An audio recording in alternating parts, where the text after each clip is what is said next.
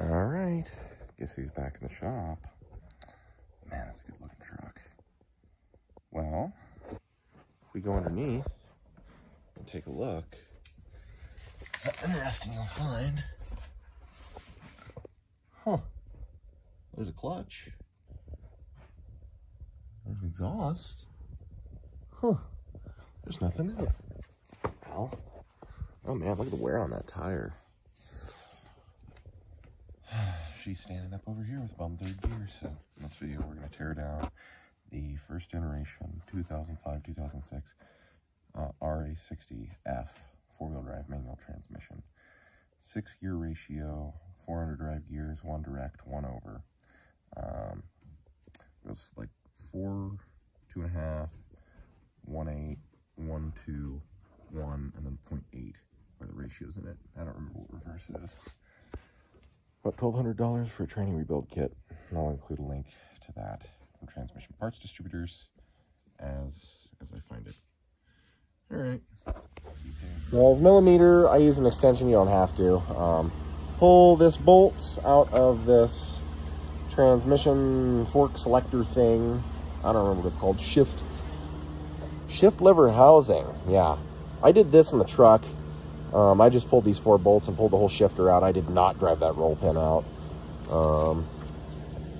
Next step, front of the transmission will be to remove the, what they're calling a case cover bearing retainer. Never mind, I'm retarded.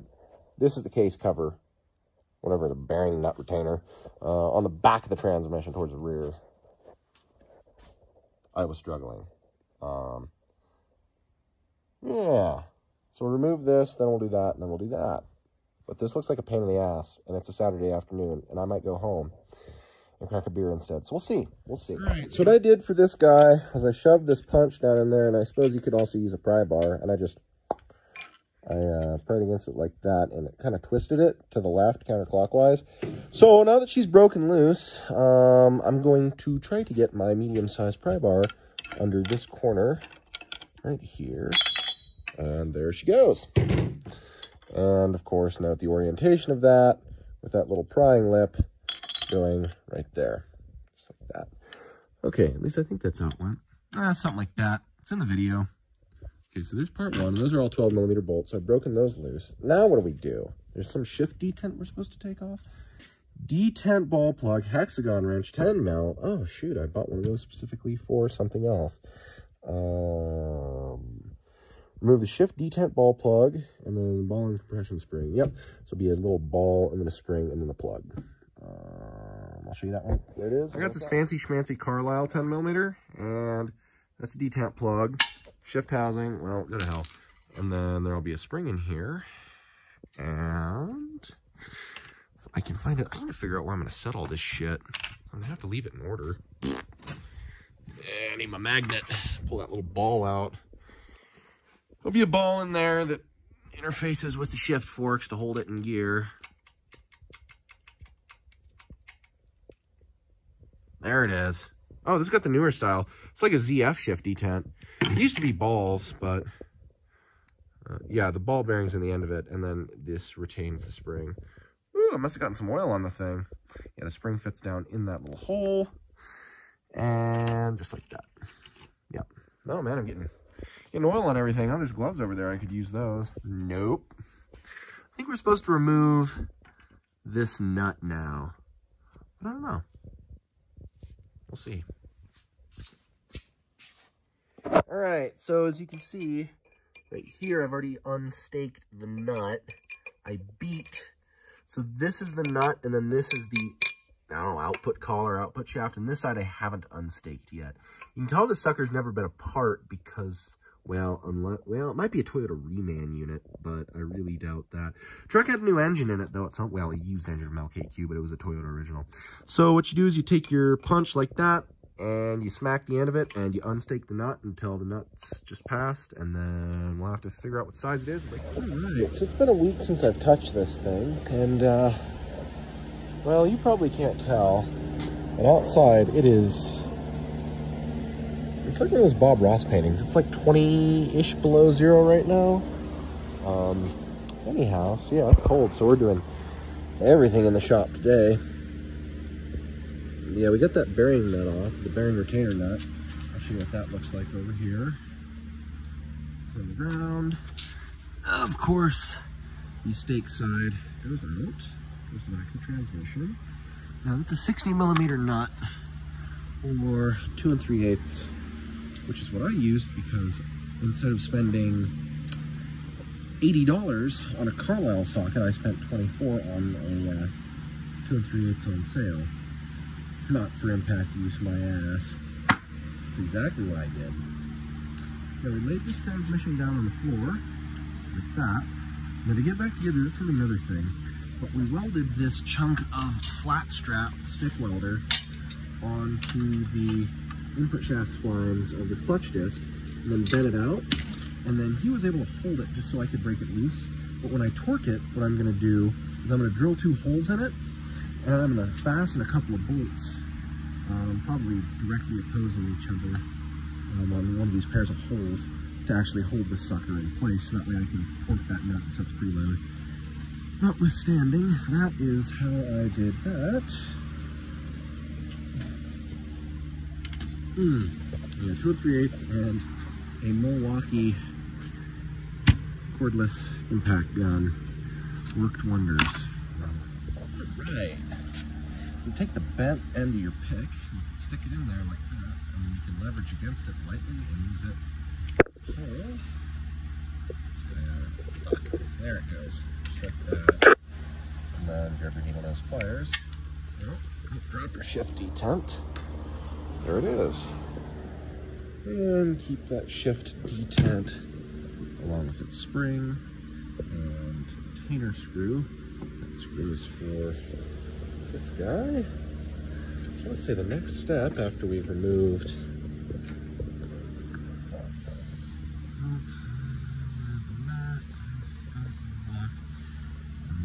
number 2 tapered roller bearing and spacer. Well, maybe this guy just comes up and out. I think that's how that's supposed to go. We'll see about that. All right, so here's the bearing out. I used it and went to the inner race here. Got it started. It just pulls straight up off this shaft. And then I used this pick and kind of hooked inside where the rollers are and just very lightly and gingerly pulled it out. There should also be a spacer in here. I am not entirely sure. There it is. I'm going to note the direction of this guy as this comes out. So, I don't know. We'll leave that just like that. In fact, we'll go ahead and stack these two on each other so we know where to go for now. We can measure that with the caliper and see if one side's taller than the other. I think it's interchangeable. Next step. Looks like this is, yeah, these are 2 tapered roller bearings. And they seat one from one side and one from the other and preload on that nut. We're going to have to remove all these, should be 14mm bolts, and then we can pull this case half up. This guy is still in there, but its bolt is out, the shift detent's out, and this bearing assembly is on, so I don't think there's anything else that can retain it. Remove the tapered roller bearing and a spacer. Remove the transmission rear case, 10 bolt, 3 clamps. Carefully tap the rear case apart. So we'll get that done and all right, this is the top of the transmission. Note this clamp goes right here, or this little bracket goes right here, and then this bracket goes right there. With that said, I'll go ahead and pull these out and set them off to the side. All right, so what I went ahead and did was I took this plastic hammer, and it's important to use something softer than aluminum, not brass, not steel, not iron, rubber or plastic. And I went all the way around the circumference of this transmission, and I beat right here where the joint is. And then you take your 2 hands, you put one on this side and one on this side, you put your feet on the bell housing bolts, and you kind of twist back and forth. Don't go reefing on it though. There's a couple dowel pins, just like this, that locate this assembly to the front case of the transmission. And then you can pull up, and as you can see, I've got movement there. She's separated. Like that. If you need to, grab a small screwdriver and gently place it between these two. But as you can see, transmission cases are separate. I'm gonna do this all the way around just to make sure that it's silicone let go, and then we're gonna pull this case half off.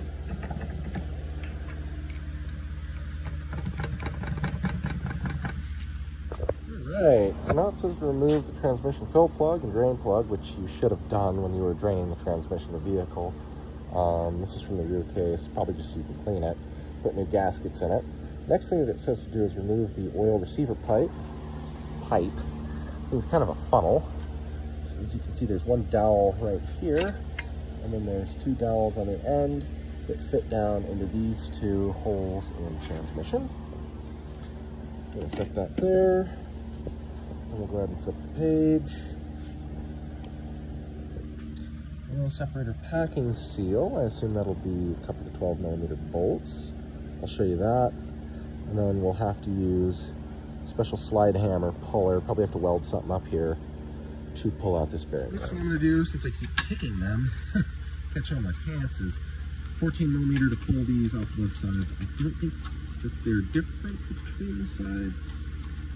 No, the one might kick off that way, but you'll know when you get it up in there whether or not you put it back together right. Otherwise the exhaust won't go in. Okay. On this side, and then this guy.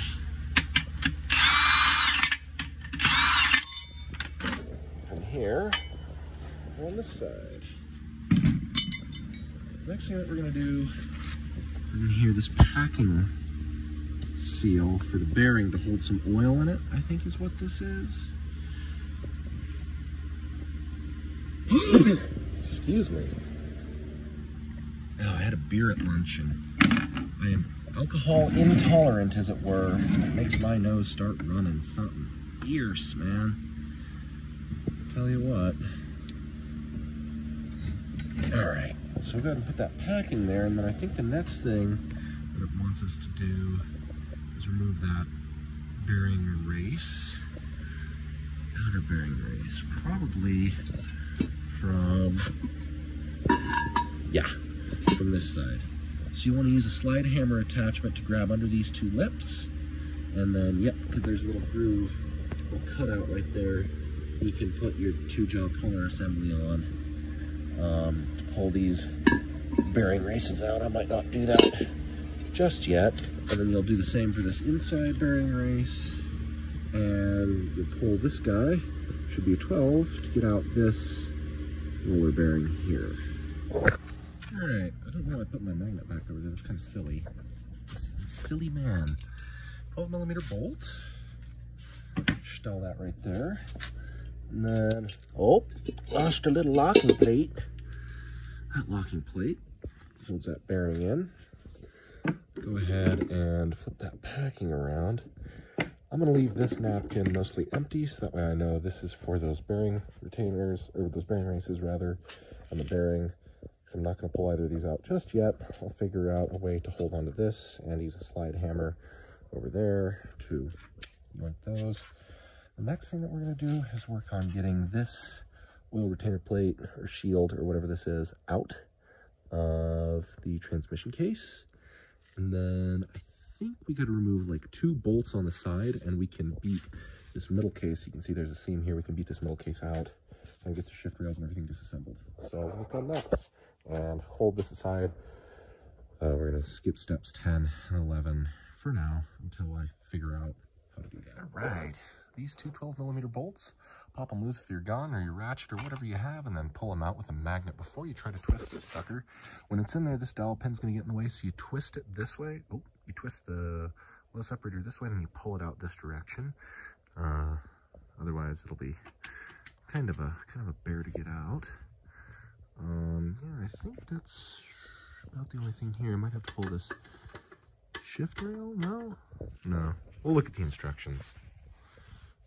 Yeah, I am gonna put a check mark next to this guy. 2 bolts, separator. Remove the reverse idler gear bolt. Idler gear shaft bolt from the transmission middle case. Okay, I mean, that's the starter hole. I think it's this guy. So this, I think this is the bolt of which they speak.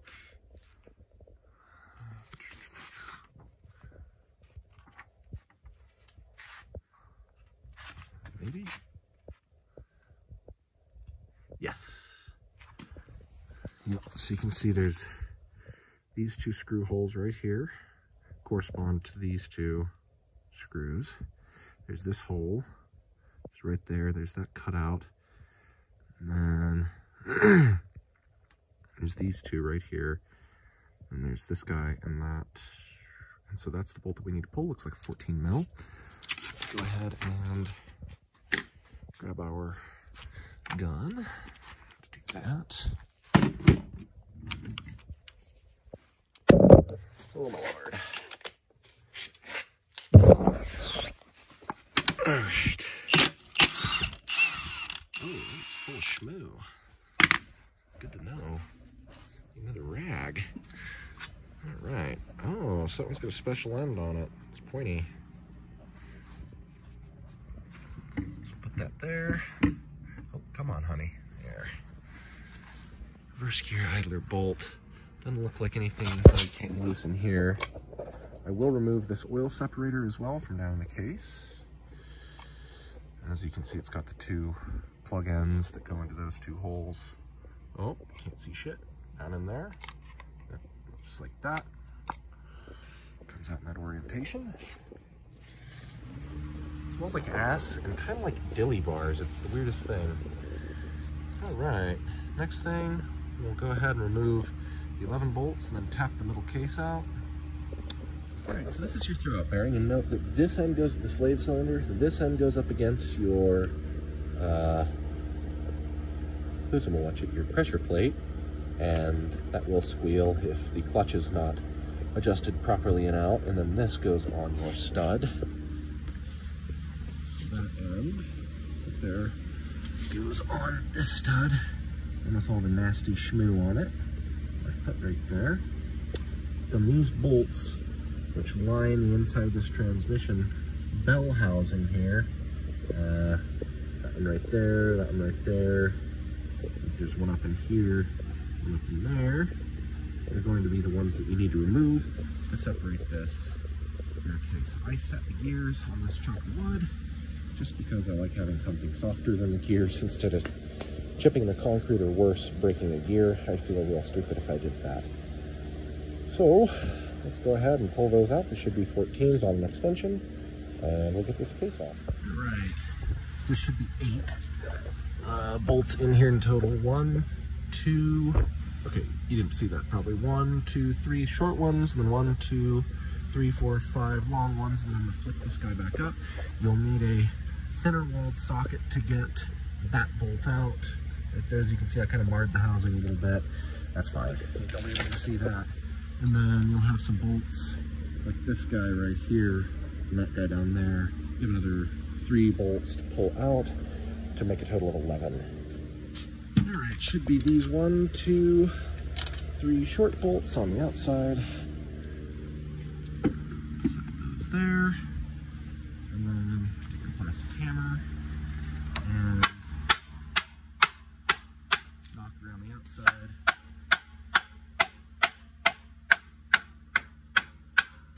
Yeah, right there should be a dowel. But again, you're noticing I'm not going super retard strong on this just because I don't want to break the aluminum case. Oh, I'm even filming what I'm doing here. Alright, we'll get back to that. It says here to remove the drain plug assembly. Well, I did that. It's loose anyways, and there, it's this guy. It's 24 mil. Everything should be a 24 mil. You can see she's loose, so I'll just leave that in there for now. Along with all the other bolts. We already removed the oil receiver pipe. So the next thing I think is going to be to remove, God bless, I can't tell what I'm doing. Remove the shift and select lever shaft. I think that's this guy here, the long one. This guy, which I think pulls, yep, straight up. So it engages right there. Right there, you can see it's pivoting, and then it engages this guy as well. Or does it go here? It might go in the middle. Yeah, I think it goes in the middle of these. I don't know. Strange. Probably in a gear still. That's okay. It really doesn't matter where you put it in, so long as... Okay, we'll set that guy right there for now. But it really doesn't matter where you put it in these 3 shift forks, because you'll be able to spin this output shaft here and look at the input shaft and then see whether or not you're in a gear. And there's all 4 of these guys which engage, and if you're in neutral, you should be able to slide that shift shaft back and forth, or that shift dog back and forth between these teeth. So this tells me that because this one's up and it can't go back and forth, that this is in a gear. I don't know which one. I think it's still 5th, but that should be neutral. As you can see that better than I can. You can get your shift thing, like you're moving it in neutral back and forth, and it's moving that shift shaft back and forth across these like that. So it'll engage, you can put it in there, and then it engages with this reverse idler pivot shaft. I think that's what that is. Yeah, that's your reverse idler. Huh, strange. Okay, so that's your reverse idler, and then this is a spacer. Looks like this guy just comes straight up and out, but we're not going to pull that yet. Leave that alone. Get some stuff moved around over here. All right. So I think we're on step 18, eh? I don't think we've done any of this yet. Remove the bolt, remove the shift select lever, locking ball pin and the spring from the shift select lever. So I took the 12mm bolt out. That's this guy here. Use my impact gun. Put that guy up to the side. I don't know if you can. Huh, there you go. Just slides down. Must be another kind of detent or something. Slides off like that. This guy should slide off like that. Oh man, this stuff stinks. Alright. Pulls up like that. There's a spring behind it. I'll check this roller for any wear, regular patterns on it. No noises. Doesn't have a lot of back and forth movement. She should be good. Check the spring for cracks or breaks. Check this bore, or the outside diameter rather, for wear.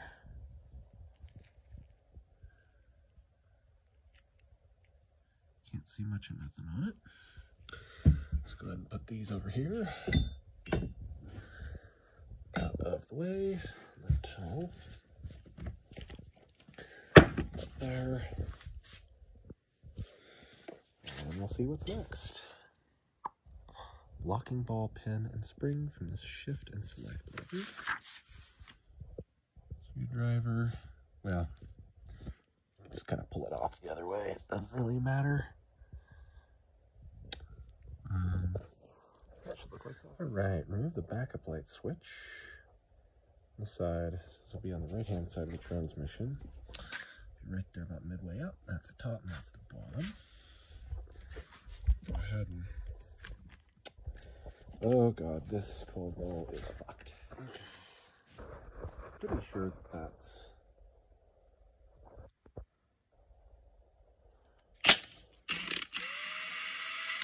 And that's your backup light switch, and as you can see there's a little ball on the end of it. Spring loaded. Go ahead and dump that on this rag.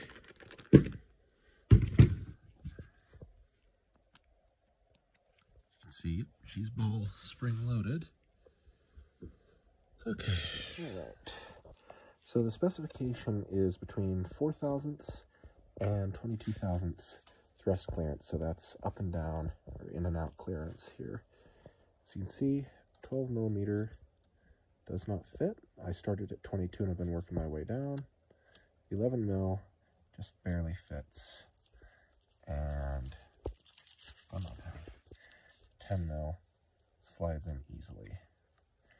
Now, you'll want to do this with 2 hands. You want to press down on the shaft lightly, and then insert the feeler gauge.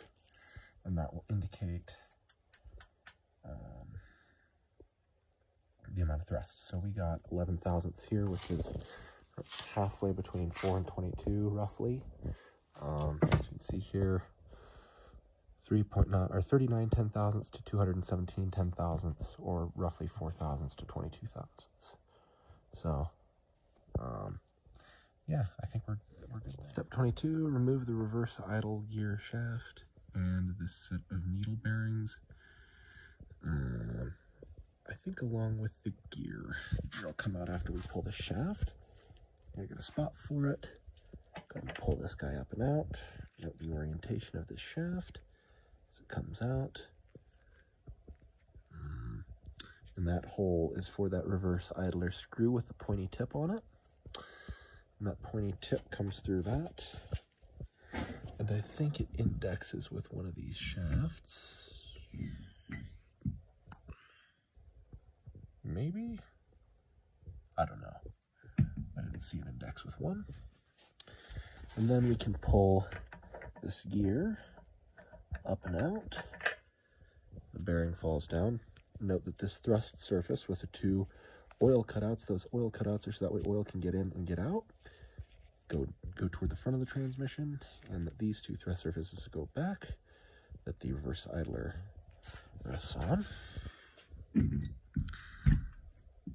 we'll go and put that off to the side. That guy. And then this needle bearing. We will note, I don't think it's directional. I do not think that it matters, but this side is up. Put it back in there, just like that. So this step wants you to fixture this in this roller bearing, like that. And then it wants you to hold this reverse idler, and it wants you to move this gear assembly up and down on this roller bearing. Oh, well, she's being stubborn. But it wants you to check the amount of clearance up and down that it has. And it's saying between 6 10,000ths and 2 thousandths of clearance is good. And anything over 2 thousandths, you should replace the needle roller bearing. And I'm wondering if needles on this roller bearing are going to be harder than the inside, or if this is specially hardened as a wear surface for this. I don't know. I'll have to think on how to do that guy. I have to come up with some fixture. Oh, and that reminds me, if you're gonna pull these bearings out, you don't have to use a 3-jaw puller for these 2. This one you'll have to figure something out. That guy, I'm just gonna take a drift from this side and I'm gonna beat the bearing out just like it's a hub assembly. I'm gonna put this on a block of wood. It's a little bit more supported, and then I'm just going to beat these out from the back side this way and call that good. First part of removing this front case half is getting all 4 of these 12mm bolts off. So you can see I started to round that one over with the impact gun, but I didn't quite.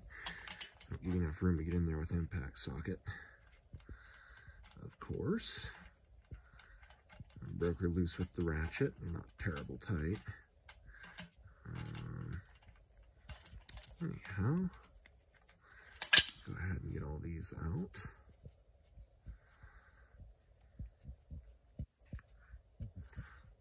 Come on, slick fucker.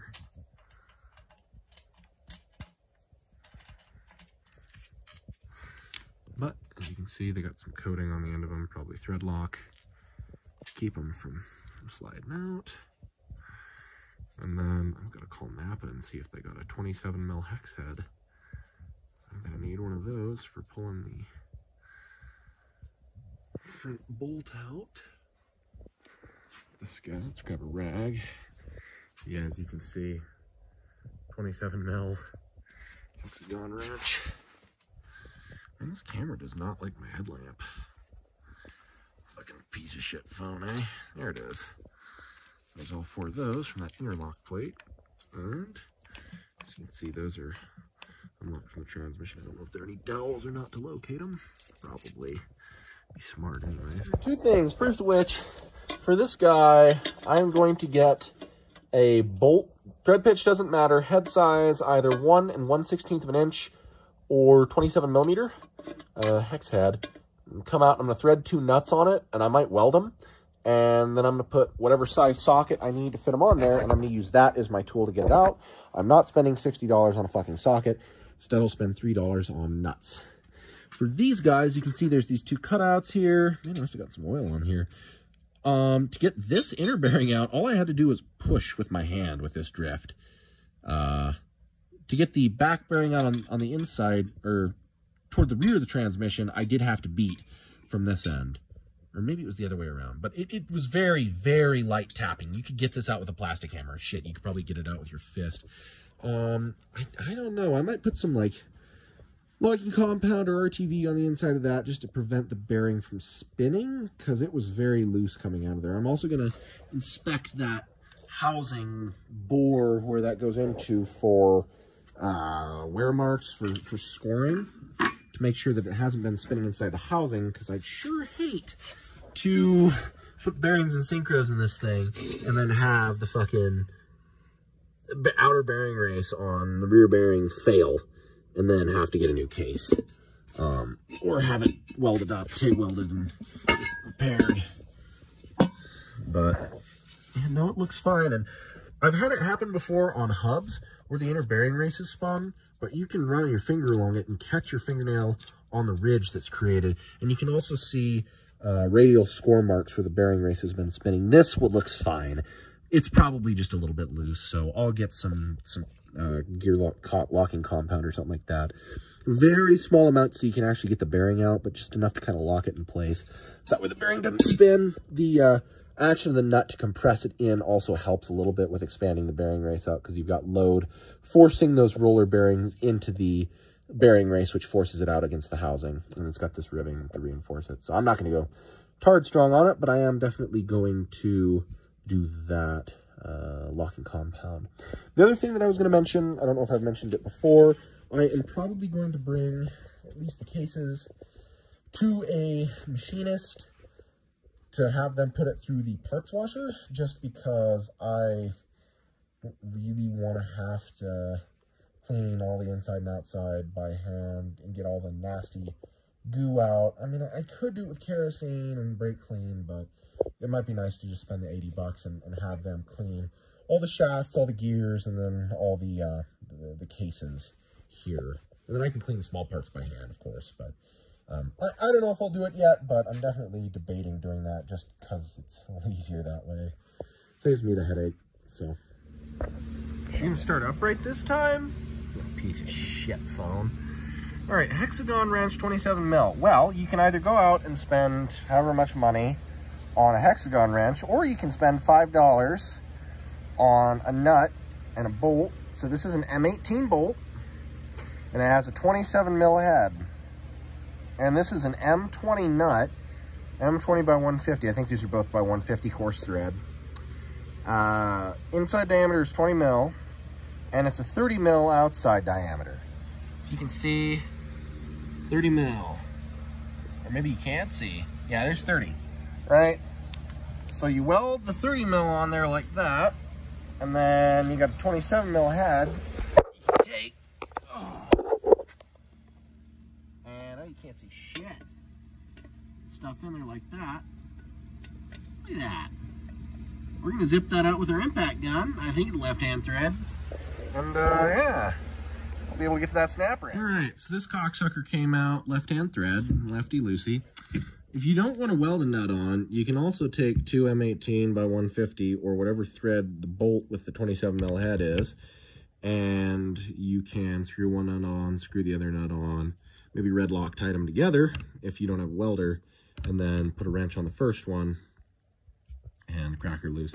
This thing tried to round itself out. It didn't, but it tried. The sucker cammed out. So what I did was I stuck a chunk of paper towel down in here and then beat this in with a hammer, that paper towel taking up the slack, and an impact gun 30 mil socket on it, took it right out. So yeah, that's another specialty frickin' tool you need. But I ain't paying some tool truck when I can frickin' make my own for way cheap. Patented idea, by the way. Copyright. Fucking nut welder. I'll set that over here with the other copyright patent pending tool. And Yeah, maybe we'll pray. Maybe we'll do some prayer. I'm feeling gregarious tonight. I'm fucking hungry. Oh, we can put a check mark next to this. Here's my pump reseal kit to come in. That fucking injection pump, man. I had this thing all the way apart, and everything looks beautiful in it, but I can't put it back together until I get seals, because like that guide stud and the jam nut seal on it's torched, and I need a new head seal for this hydraulic head, and like the advanced piston Kevlar seal down in there for the advanced plunger and piston assembly. But that seal was new when I put it in the truck. Anyhow, I'll have a video about this coming out here pretty soon too. The old Rusa Master DB2 injection pumps. Not terribly complicated. They came out with these in the fucking late 30s, I think. Well, actually, it might have been like 34 or 35. Vernon Rusa. A lot simpler than today's diesel equipment. Anyhow, let's put a check mark next to that. Oh, tip broke. Never mind. Don't get tip privileges. All right, check mark next to that. Flip the page. So they want us to tie the input shaft, counter gear, and control assembly with a rope, and then they want us to expand these two snap rings. So what? Well, I'm going to look at it and see if there's any way to drop, or for this counter gear or for the main shaft and forks here to drop down through the case. I don't think there is. I might remove the snap rings first, since there's a little more freedom of movement here, and then tie everything together, and we should be able to lift the main and cluster gear with shift forks out as an assembly off of the bell housing and front plate here, what's acting like an intermediate plate in the old R150s. Shaft control. And that's literally telling you to take the entire main shaft apart and press all the bearings off, put new synchros in it. So real helpful there, Toyota. Anyhow, yeah, shift forks. They don't tell you how to do that. Not surprising to me. You're not supposed to tear into these real far. It's these fucking modern companies. Buy new. This new thing is better. You will own nothing and you will be happy. All right. Carlisle 1715 and 3451 or equivalent snap ring pliers. They don't have to be this fancy. So what you're gonna have to do is there's a snap ring. This is the main shaft. On the opposite side, there's the input shaft. This is the main shaft of the transmission. When she stacks all the way up here, this is the output. Oh yeah, before we do that, note that it came off earlier. Come on, man, oh man. She's just fucking sliding off. Come on, there it goes. Oh, look at that. There's some schmoo down in there. Oh, that's gross. Oh, ew. Okay, so that is the output gear cluster.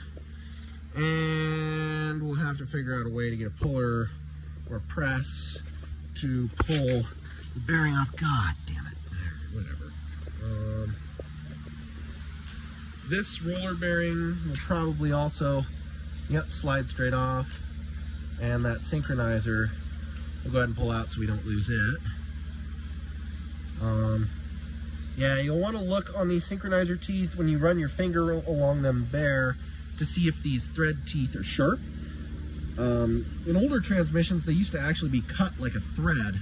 So that way, with respect to the direction of rotation of the output versus the input, this synchronizer would screw on to the cone clutching surface of the gear, and by doing that it would cut through the oil film on this cone clutching surface, and as you can see, you kind of spin it on there and it gets tight, and then there should also be a certain amount of gap between the synchronizer ring and that hub. And when you try to screw it on there, spin it on there, it shouldn't spin. Should be tight. Also look for any bluing or any damage to it, heat damage or otherwise. Oh, come on, honey. Be that way. Look for any damage to the bearing, to the gear teeth on either the heel or the toe, the drive or the coast side of the gear. Any pitting and spalling chips. Look for damage to the wear surface on the inside where that needle bearing goes. That needle bearing goes down in there like that. Look for damage to the splines on the yoke side here where the transfer case mounts up, as well as that bearing riding surface. And these, oh, another thing. So these teeth are what's conventionally known as a torque locking slider.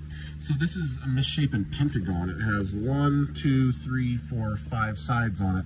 So that way you can get it in gear, but it can't just pull straight out. It's not relying on the shift detents only to keep it in gear. Whenever you press on the gas and go to speed up, it'll suck the shift fork and hub or the slider assembly on further.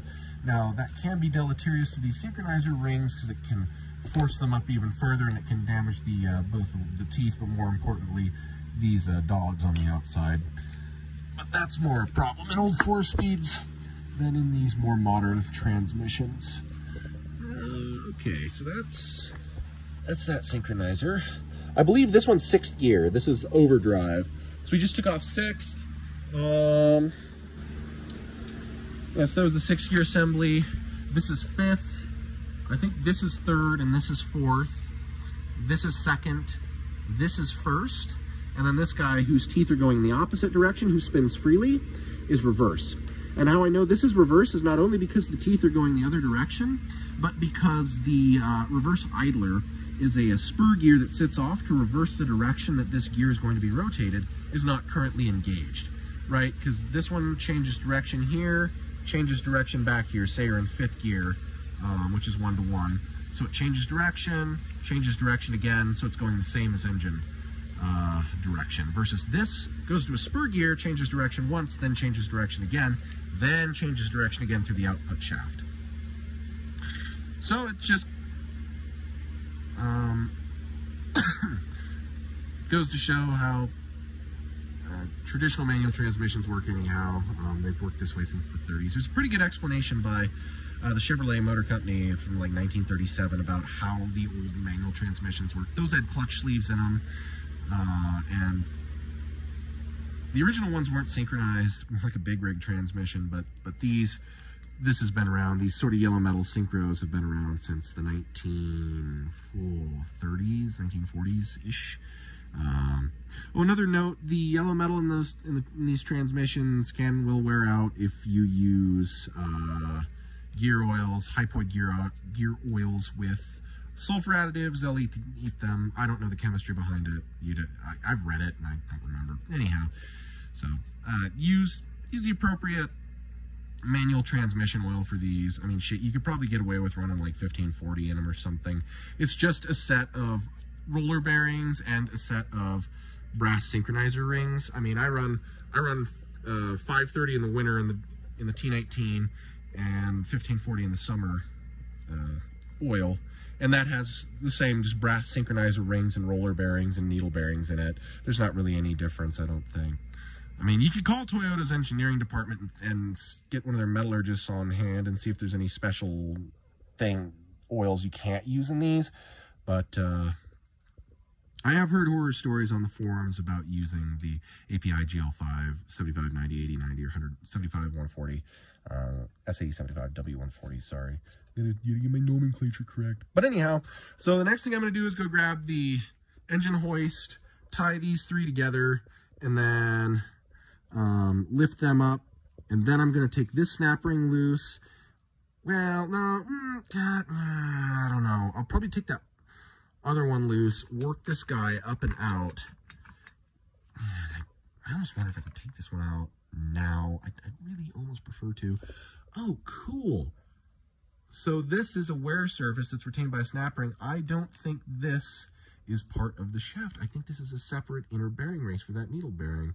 Way to go, Toyota. Of course, they didn't do it back here, but oh, that's cool. It's a separate wear surface. Oh, and these are the shift dogs that sit down inside of the hub. So this is the hub, and then this piece that's moving on the hub is the slider. And these teeth are what engage first the synchronizer and then the dog teeth on the back of the gear. So yeah, these teeth, these are the dog teeth on the gear. This is the slider, and then these teeth down in here are the hub and then the synchronizer, respectively. And then this slider is actually what transfers all the power from the main shaft of the transmission, which is hooked directly to this hub, through the synchronizer ring to the gear. So you got to think, these gears are pretty big, but look at how small these little gear teeth are. And these transmit all the power from your engine, all the torque and the horsepower, to your rear wheels or whatever wheels are being driven. So yeah, just keep that in mind next time you're being mean to a transmission or driving gears or whatever without the clutch. Not that I've ever done anything like that, you know, stupidly. Now this is how I think I'm going to do this. You see I'm just lifting her up a little. I got this as a catch plate in case my bell housing decides to separate and be free, or any other parts do. They can hit this first, and this will be softer than the concrete floor, and maybe save me from buying, you know, a $500 gear that would eat my lunch. As you can see, there's not much tension on here. I could probably lift this up without any issue, but I don't want to manhandle it. As you can see, I don't have any tension on these shift forks, but it does say in the instructions to tie these shift forks together so they don't fall apart. I think they're all in neutral. Yeah, not neutral. That's okay. That one can be in 5th gear. That's fine. That's in 5th right there. That's 5th gear. That was 6th. Anyhow, yeah, so I'm tied below, what is this, 3rd gear? I'm tied on 2nd gear, and I'm tied below 3rd gear here. So that way I'm not hitting any of these shafts and linkages, and so that way I'm not also pressing up against any hubs and sliders. And that way if it slips, it'll come up against, oh, you're not seeing shit. That way if this rope slips, it'll come up here and hit against this gear. It'll come up here and hit against these gears and these shift forks, and it won't drop. So what I'm gonna do now is get this a good ways up in the air and then go ahead and try and pull that snap ring.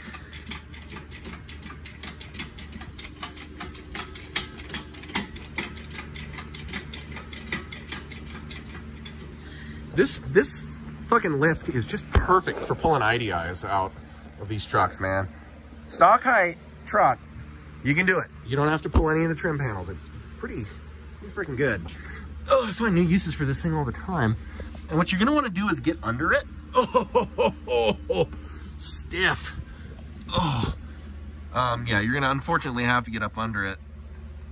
It's not gonna go anywhere because that other snap ring's holding, but like, oh, fuck. Might have to get a pair of screwdrivers then and hold these against this bearing and hold that snap ring apart and then lower it back down and undo that snap ring and then lift. God, this is gonna be a cluster. I really don't like that. They should have put an access plate right here. You pull it off, you pull the snap ring, then you flip it over and you can do the snap ring up here. That's freaking stupid. There's a couple things on this transmission like that where it's like, why did you do that? You could have had an external snap ring on this bearing, whatever. Oh wait, do that.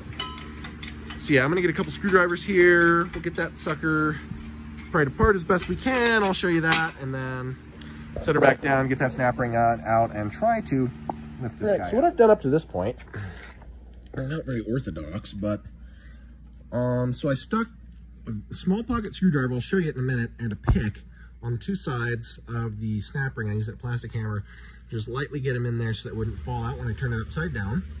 And that's on the back of the countershaft snap ring. Then this guy, I lifted it up just so that way this guy was off of the table here. And I got the snap ring loose. And as you can see, that snap ring down in there is past its groove, right? So this thing should come out now with a little persuasion if I get lucky. I'm gonna set it down. Well,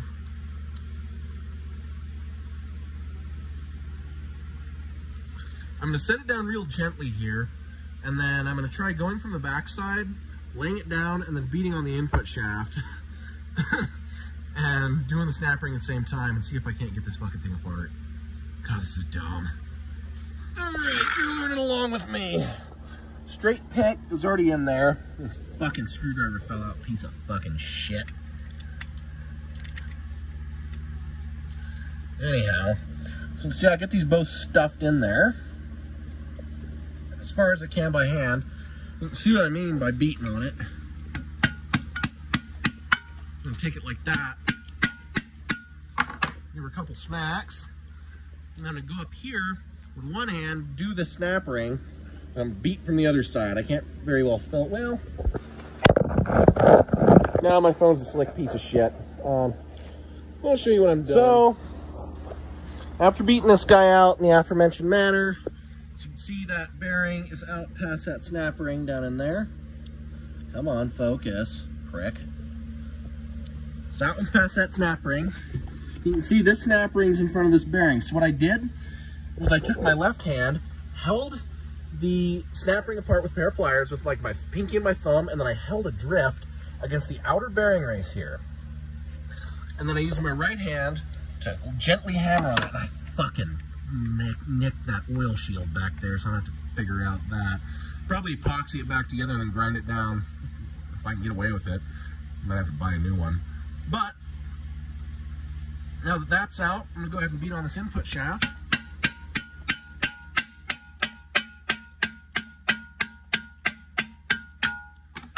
All right. And then I'm gonna try to work this guy out here on the bench. Because if I try to pick it up, this is probably gonna go back down in there. I really don't want that to happen. Of course, it wouldn't be bad then because that bottom one's already out, so I just have to pick it up and yeah, it'd be fine. You could do it either way. You can do the snap ring from the top, but it's not going to go all the way down now because it can't, because it's going to rest on that snap ring. So I might lift it up. I might try to work it out this way. I don't know which yet, but yeah, I'll keep you tuned. All right, so here's the gear assembly. Here's the front of the transmission. So you can see that snap ring sits down in there. Oh, you see my arm. The snap ring sits down in there, and its ends align with this hole so you can get on it, which is probably good. If you wanted to get this out, you'd have to compress it, shove it in, and then pull it out. Likewise, this snap ring sits in here. Now, it'd be one fucking thing if they put both snap rings on the same side, right? Because you could do one from one side, one from the other, and have some pressure up, and it just fall off. But no, they got to do one from one side and one from the other. You need a third arm or a fucking second dick. This is the front input shaft seal. Well, the input shaft seal, not the front, no back input shaft. Here's the input shaft seal here. She's still nice and soft and supple. You could probably get away with reusing it. It wasn't leaking, but I'm not going to do that. That's very stupid. It takes all that work to get it out. Might as well replace it. And go OE Toyota for this. Go OE Toyota for all the seals. In fact, for the synchros too, they're fucking expensive. They're 180, 200 bucks a pop, but they are updated. There were two updates. They went first in 08 and then one in like 2010, 2011. These sets that I was reading online, and the Toyota dealer told me that, so whatever. Couple different generations, just get the right part. I think there's a bushing in here. They'll probably say to drive that out. I'm gonna look at the manual, but I'm probably gonna put this off to the side and quit while I'm ahead for the night. That might be the wrap for this part of the video. I might do a part 2 where I take this cluster and counter gear apart, take the shift forks apart, look at all the little slots here for wear on these shift forks, little pads, look for wear. I'm gonna have to press this apart. I just don't know what I'm gonna have to press apart. That's gonna be a learning experience, I'm sure, because there's nothing in that fucking manual. They'll tell you how to get this out, but they won't tell you how to get it apart. So, yeah, I'll see you folks later.